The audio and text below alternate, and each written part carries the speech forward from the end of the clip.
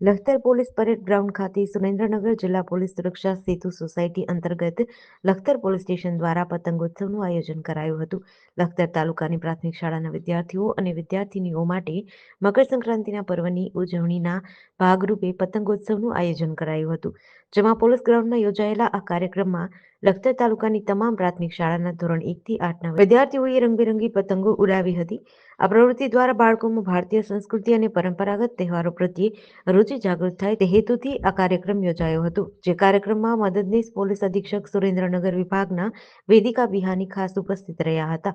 યોજાયેલ પતંગોત્સવ કાર્યક્રમની તાલુકાની શાળાના આચાર્યો, શિક્ષકો સહિત ગ્રામજનો હાજર રહ્યા હતા. કાર્યક્રમ દરમિયાન મદદનીશ પોલીસ અધિક્ષક વેદિકા બિહાની દ્વારા ઉત્તરાયણ પર્વ દરમિયાન ચાઇનીઝ દોરી તુક્કલોનો ઉપયોગ ન કરવા તેમજ તહેવારની સુરક્ષિત ઉજવણી કરવા માટેનું જણાવ્યું હતું.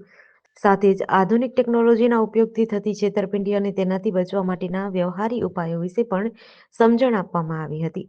આ કાર્યક્રમના અંતે પહેલો, બીજો અને ત્રીજો નંબર મેળવનાર વિદ્યાર્થીઓ અને વિદ્યાર્થિનીઓને શિલ્ડ આપીને સન્માનિત કરાયા હતા.